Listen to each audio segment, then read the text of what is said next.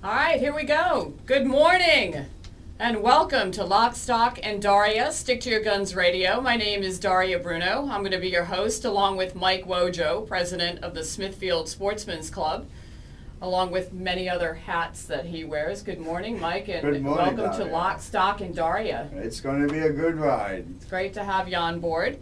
And let's see, manning the boards today, we have Mike. Hi, Mike. How you doing? I'm doing fine. Just here trying to get some work done today. And you're going to help us. And I think what we need to do, though, is Yes. befitting for a show like this is we're going to change your name. Do you think your parents will have a problem with that? Absolutely not. Okay. We want to call you Ruger. Ruger. Yeah. Can we call you Ruger? Sure. Okay. And we have Sam, who is going to be manning the phones. And I think, hi, Sam. Doesn't he have such a cute face? His blonde hair, blue eyes, that Good baseball Floyd. cap on backwards. Yeah, He's good Floyd. adorable. I mean, like, Remy Ruger, you're adorable too. He Thanks. just has that little baby face look. Don't let it about fool him. you, though. Yeah. Oh, okay. He could be a little dangerous. You could. All right, and Sam, we're renaming you. I know you can't respond to us, but you can wave and stuff. We're renaming you Benelli. How's that? Okay, so we have Ruger. And we have Benelli answering the phones. If you'd like to get on board, you can at 866-920-WHJJ, 866-920-WHJJ. That's the number to call if you'd like to give us a call here. I first and foremost want to thank our sponsor, our very first sponsor to Lock, Stock, and Daria. A big thank you to Ocean State Heating Representatives. Thanks so much for backing us, but mainly for believing in our vision, our passion, and our right to bear arms. Now, a quick overview of what the show is all about. It's a show about firearms, everything and anything that you can think of when your mind hears guns. We're going to touch upon a bit of everything: safety, laws, legislation, new products, personal protection, hunting, traveling with firearms, manufacturing, ammunition, special events, people making news, education. I mean, it's endless. That's just to mention a few. The subjects just go on, and we're going to have plenty of guests. And of course, anything that you would like to talk about gun-related, our number here at WHJJ, 866-920-WHJJ. The only thing that we're not going to talk about on our show is doing dumb, irresponsible things with firearms. We're not going to go there. We're responsible, knowledgeable, educated firearm advocates and enthusiasts, and that's the direction we're going to go in. We're the good guys and gals of firearms.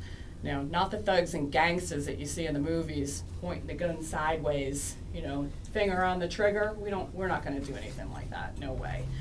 Now, we don't want to get too political, okay? That's the thing. We kind of want to take a fresh approach and keep it fun, informative, light.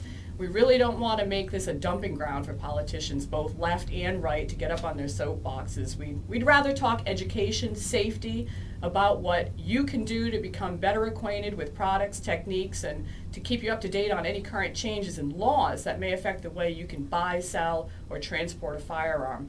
We want to keep you legal, we want to keep you safe. And don't forget, we're the good guys. You ready to rock and roll, Mike? I'm ready to go. All right. Most estimates for gun ownership range between 39% of U.S. households having at least one gun.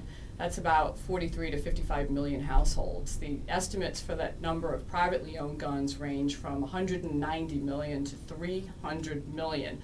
Remove those that skew the stats for their own purposes, and the best estimates are about 45% or 52 million of American households owning 260 million guns.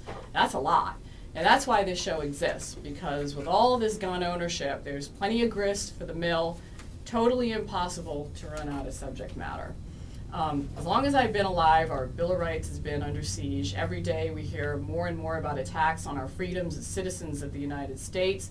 I now reside in the Northeast, but for almost the last 10 years I lived in West Monroe, Louisiana, and living there was when I really got the true impact of what it means to be at liberty to exercise your Second Amendment right. Carrying a firearm, particularly for hunting, is simply a way of life there, and it's their culture, if you will. Most men, a good amount of women hunt. Most bring their children, so kids are growing up around firearms. They're taught from a very early age about safety and respect and what it really means to be around a firearm that, if not handled properly, could potentially end a life.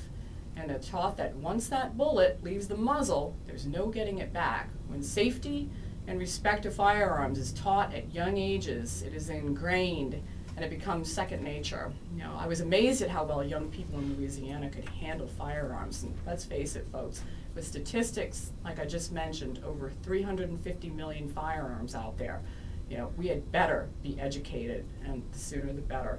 Oh, absolutely. And Mike, I want you to touch upon that, and let's just go into basic safety. Okay, let's educate the people at home about if you have a firearm, how to keep it safe. Okay, what we're going to go over is exactly what I have my instructors go over with the junior program that we run.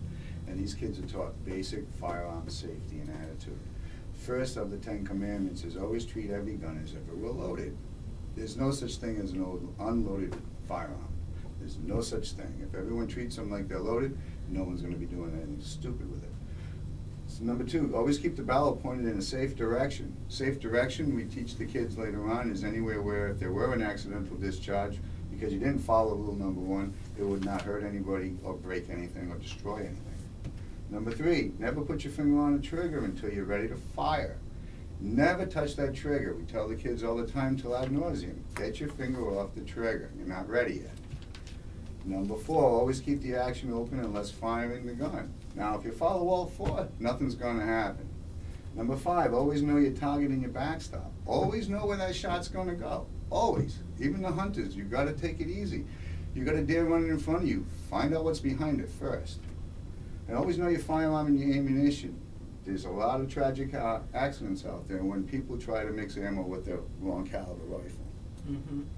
All right, eyes and ears when you're on an outdoor range or any indoor range. Eyes and ears. You only have 2 sets of eyes.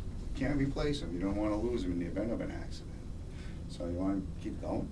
Yeah, okay. Ear protection. Hearing loss is cumulative.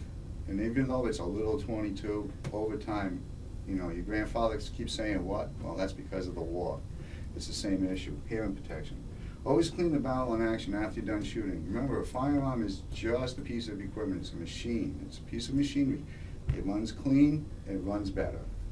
And always never shoot at water, never shoot at ice, never shoot at rocks. It might be fun to think about blowing up a rock with your rifle, but no, you don't know where, you don't have any control over that projectile once you hit that hard object.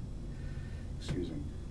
And foremost, guns and alcohol don't mix. And not only guns and alcohol, but prescription medication. We're getting into allergy season now. It's August, September.